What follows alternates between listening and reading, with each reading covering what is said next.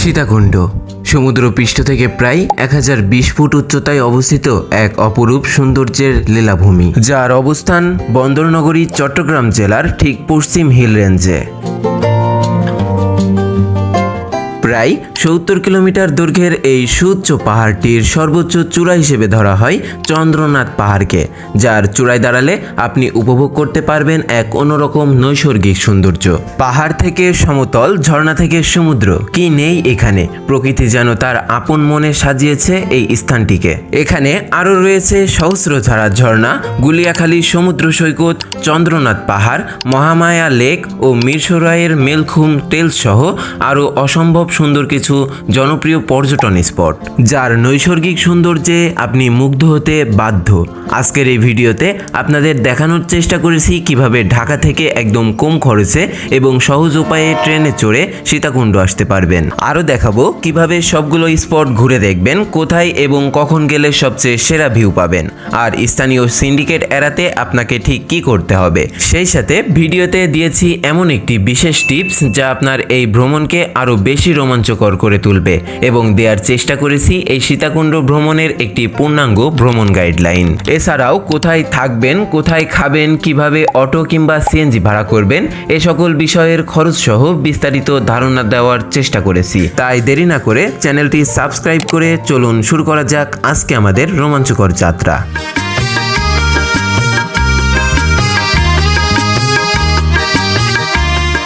রাত 9:16, যাত্রা শুরু কমলাপুর রেল স্টেশন থেকে।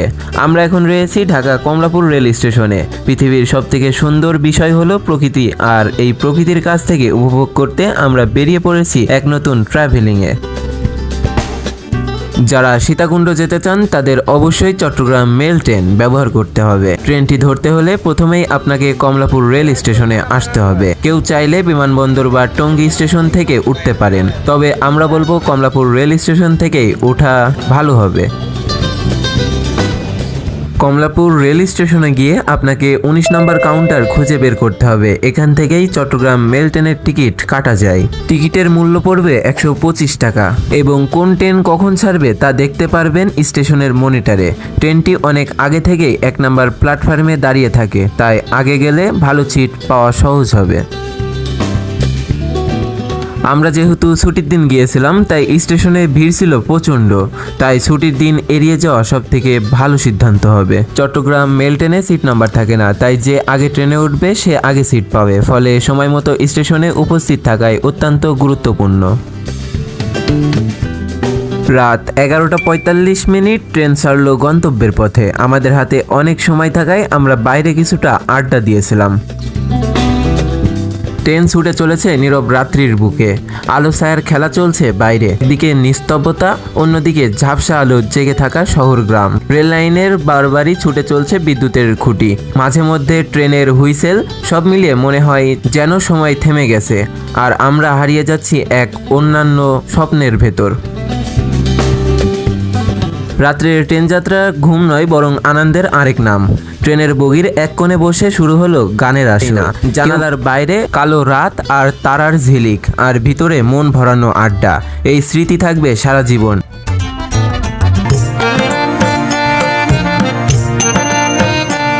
হালকা ঘুম থেকে উঠে দেখি নতুন সকাল। ট্রেনের জানালার ওই পাশে চারিদিকে ছড়িয়ে পড়েছে সূর্যের কোমল আলো। সবকিছু যেন সোনালি রঙে ঢেকে গেছে। রাতের সমস্ত ক্লান্তি এক নিমিষেই যেন মুছে গেল ঠান্ডা বাতাসে। ট্রেন তখনও চলছে নিঃশব্দে, ধীরে ধীরে। বাইরে গাছেরা দুলছে বাতাসে, জঙ্গল পেরিয়ে, গ্রাম পেরিয়ে এক অন্যান্য গন্তব্যের দিকে। কেউ জানালার দিকে তাকিয়ে আছে, কেউ ঘুমিয়ে, আবার কেউ চোখ মেলে দেখে সেই স্বপ্নমাখা সকালকে। এই দৃশ্য দেখতে দেখতে আমরা পৌঁছে গেলাম নতুন স্টেশনে। নতুন যাত্রীরা উঠে পড়তেই ট্রেনের ভিতরে শুরু হলো এক নতুন কোলাহল। কে কোথায় বসবে, কার সিট কে দখল করে নিল, কে চাচ্ছে জানালার পাশে বসতে, সব মিলিয়ে যেন এক জড়তার গল্প। আমার পাশে বসা এক লোক আমাকে বলল, ভাই এত সকালে এত ভিড়, এটা কি ট্রেন নাকি হাটের ভ্যান গাড়ি? আমরা সবাই হেসে উঠলাম। সত্যি তো, এই স্টেশনে থামা মাত্রই যেন একটা হাট বসে গেছে ট্রেনের ভিতরে। ট্রেন আবার হুইসেল দিল এবং চলতে শুরু করলো। স্টেশনটা পেছনে ফেলে ট্রেন আবার ছুটে চলল, যেন কিছুক্ষণের কোলাহল পার হয়ে গেল। আবার শান্তির রাজ্যে ফিরে গেলাম আমরা। প্রায় 7 থেকে 8 ঘন্টা জার্নি শেষে সকাল 8টায় ট্রেন পৌঁছায় সীতাকুণ্ড রেল স্টেশনে। স্টেশন থেকে ডান দিকের রাস্তায় 5 মিনিট হাঁটলে আপনি পেয়ে যাবেন সীতাকুণ্ড বাজারে যাওয়ার জন্য রিক্সা বা সিএনজি। এটাতে করে আপনারা চলে যেতে পারেন চন্দ্রনাথ পাহাড়, কিংবা এখান থেকে হেঁটেও যেতে পারেন চন্দ্রনাথ পাহাড়ে। যেহেতু পাহাড় বেয়ে ওপরে উঠতে হবে, তাই আমার পরামর্শ থাকবে 10 টাকা দিয়ে চন্দ্রনাথ পাহাড়ের নিচে যে কোনো একটা সিএনজি কিংবা অটোতে চলে আসার জন্য। এবং আপনারা গাড়িতে আসতে আসতে আশপাশে দেখতে পারবেন হিন্দু ধর্মীদের অনেকগুলো মন্দির স্থাপনা।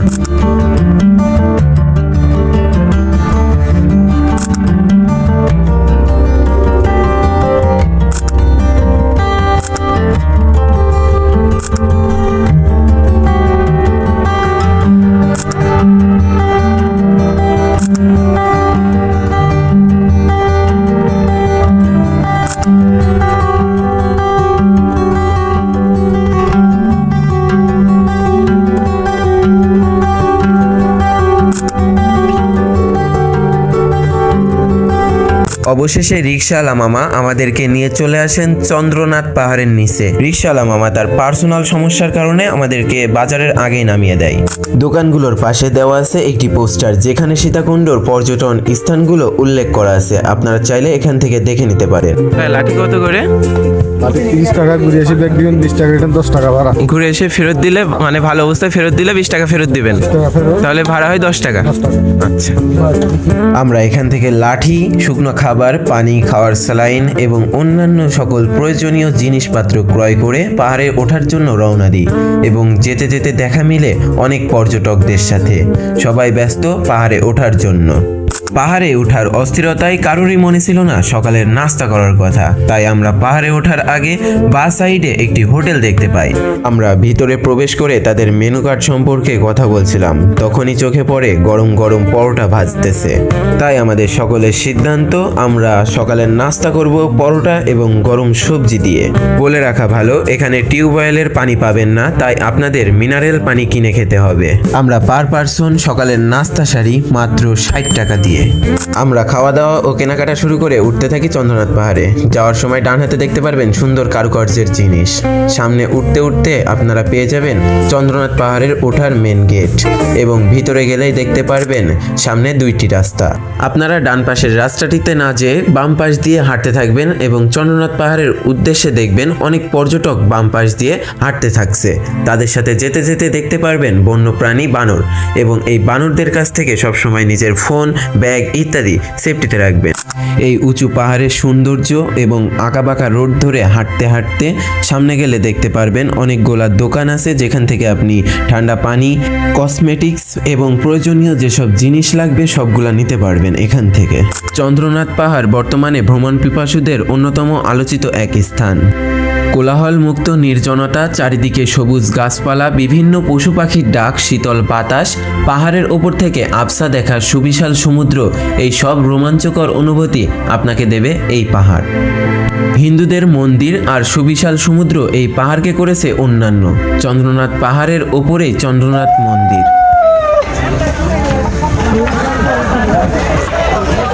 পাহাড়ে ওঠার মাঝপথে পেয়ে যাবেন এই দোকানগুলো, যেখান থেকে আচার, খাওয়ার জন্য পানি এবং প্রিয় মানুষের জন্য কিছু কেনাকাটা করে নিতে পারবেন এই দোকান থেকে। এই দোকানে অনেক ধরনের জিনিসই পেয়ে যাবেন।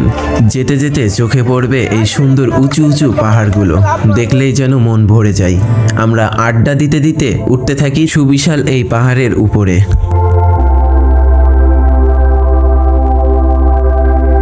আমরা পাহাড়ি রাস্তায় যেতে যেতে দেখি এই ছোট ভাইকে। ছোট ভাই উঠতে উঠতে তার চেহারা, শরীর সমস্ত লাল হয়ে গিয়েছে।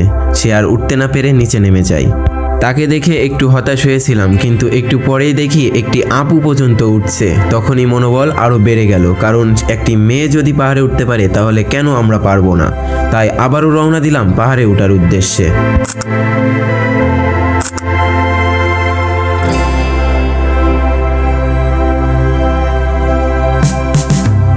একটু উঠেই দেখতে পাই একটি টং দোকান। এবার দেখার পালা পণ্যের দাম কিরকম বৃদ্ধি পেয়েছে। 30 টাকা আছে, 40 টাকা আছে, 70 আছে, মানে বেড়েছে পানির দাম নিচ থেকে উপর পর্যন্ত? কয় টাকা বেড়েছে? 5 টাকা। 5 টাকা। আর টুক করে দিলে আপনার টাকা করতে পারে। আচ্ছা,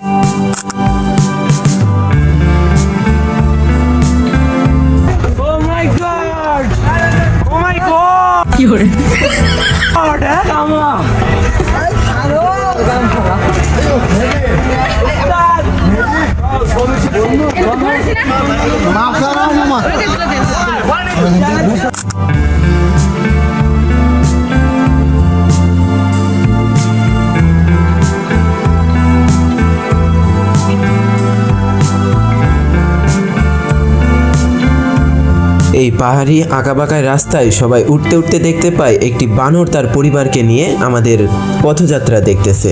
এত কষ্ট করে উপরে ওঠার পর যখন পিছন ফিরে প্রকৃতি দেখছি তখন সব কষ্টই যেন শেষ হয়ে যাচ্ছে। আরও সামনে এগোচ্ছি যেন ওপর থেকে সম্পূর্ণ ভিউটা দেখতে পারি। অবশেষে আমরা প্রথম মন্দিরটিতে উঠতে পেরেছি এবং এখান থেকে ঠান্ডা হাওয়া যখন গায়ে লাগছে তখন অন্যরকম এক শান্তি প্রকাশিত হচ্ছে। আরও সামনে ছোট ছোট সবগুলো পাহাড় দেখা যাচ্ছে এই প্রথম মন্দির থেকে। মনের ভিতরে আরও আকাঙ্ক্ষা জাগছে যে বড় মন্দির থেকে কত সুন্দরভাবে দেখতে পারবো এই পুরো এরিয়াটু।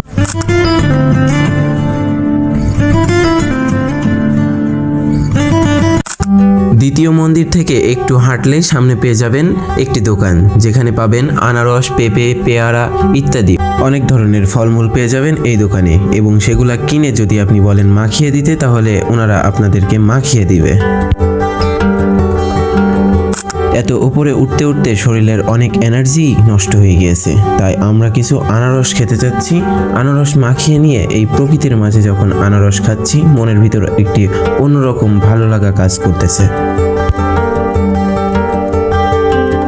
বলে রাখা ভালো, এটি পাহাড়ের মাঝপথে, তাই এখানে পণ্যের দাম একটু বেশি হবে, তো আপনারা দামাদামি করে তারপরে খাওয়া দাওয়া করবেন।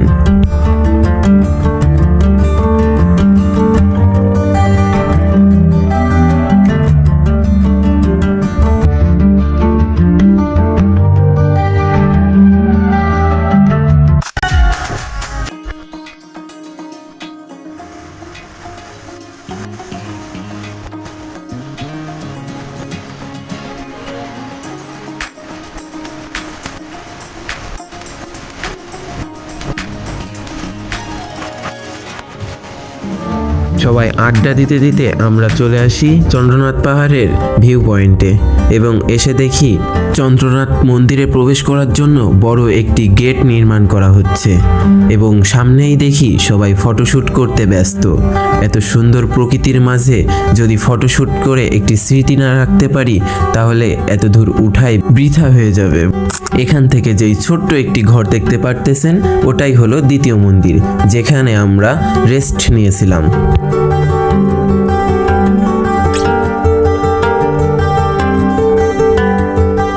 আপনারা পাহাড়ের উপর উঠে এসে পেয়ে যাবেন ফলের দোকান এবং পানির দোকান, যেখান থেকে নিজের প্রয়োজন মতো কেনাকাটা করে নিতে পারবেন।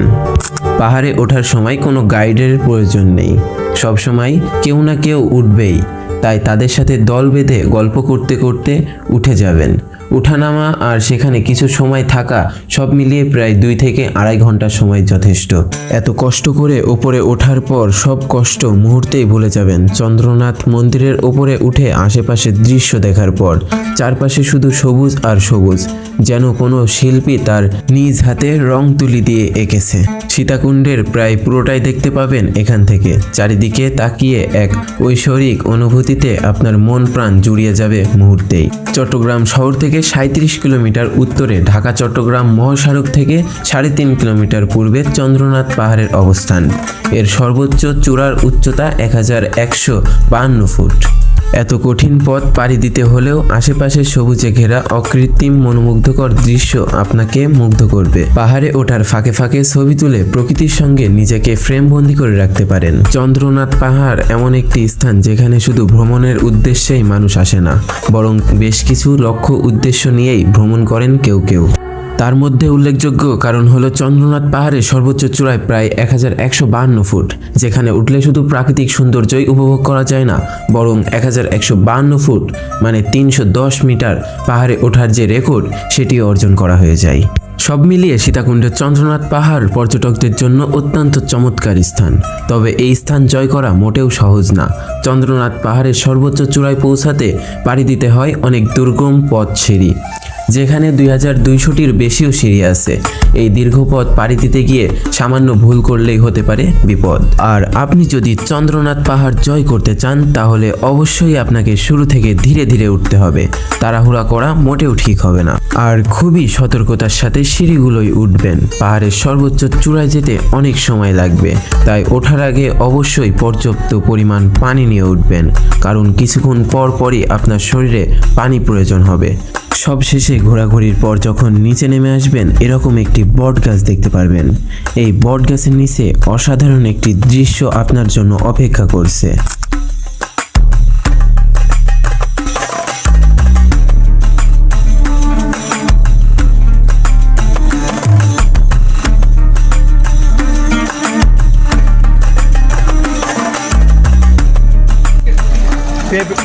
পেঁপে আছে লিপস্টিক কালার বলে দেন। আচ্ছা ভাইয়া, পেঁপে কত করে? পেঁপে 20 টাকা। আর আনারস? পেঁপে একদম লিপস্টিক কালার, মিষ্টি নাইলে দাম নেই। 10 টাকা। 10 টাকা। লেবু শরবত 10 টাকা। আর পেয়ারা মাখা 20 টাকা। শসা 10 টাকা। দামে কম, মানে বড় কাকুলি শসা 10। এই পাহাড়ের উপরে ন্যাচারাল এই ফলগুলো খেতে আপনার অসম্ভব ভালো লাগবে। চারিদিকে আনারস এইভাবে ঝোলানো এবং এখান থেকে বেছে বেছে আপনি ইচ্ছা করলে কেটে নিতে পারবেন। এই পাহাড়ের বুকে দাঁড়িয়ে দাঁড়িয়ে এমন সুস্বাদু ফলগুলো খাওয়া সত্যি এক অন্যরকম অভিজ্ঞতা ছাড়া আর কিছুই না।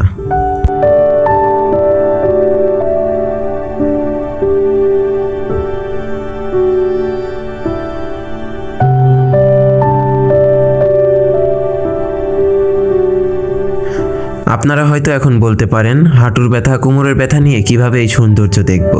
আপনাদের জন্য একটি ভিআইপি সার্ভিস এই পাহাড়ে দিয়ে যাচ্ছে এই সিএনজি ড্রাইভারগুলা। ভাইয়া, নিচ থেকে পাহাড় পর্যন্ত আসতে কত নেন আপনারা? 700 টাকা পার পার্সন? না, রিজার্ভ 5 জন, মানে একটা রিজার্ভে চলে আসবে। 700 টাকা। কিছু কম রাখা যাবে? সর্বনিম্ন কত রাখা যায়? 600। 600 কমে আর হবে না। ভাই, ফোন নাম্বারটা? 01864 992390। আচ্ছা ভাইয়া। বটগাছ থেকে রেস্ট নিয়ে ডান পাশে আসলে দেখতে পারবেন এরকম একটি বোর্ড, যেখানে ভ্রমণের আরও কিছু তালিকা দেওয়া আছে।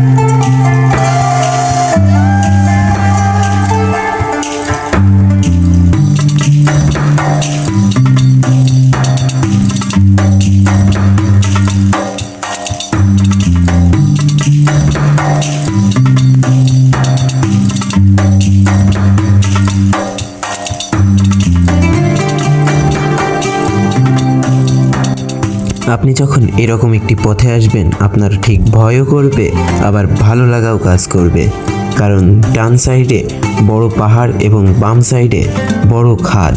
এই খাদে যদি একবার পড়ি তাহলে নির্ঘাত আর বেঁচে ফেরা হবে না। পাহাড়ের মাঝ থেকে মাটি কেটে যে রোডটি বানানো হয়েছে সেটিও দেখতে অসম্ভব সুন্দর। আমরা এখানে অপরিচিত একটি জিনিস দেখতে পাই। হাতে আছে বাঁশ আর মাথার উপর আছে বাঁশের ফুল। এটা দেখতে ঠিক আখ বা কাশফুলের মতন।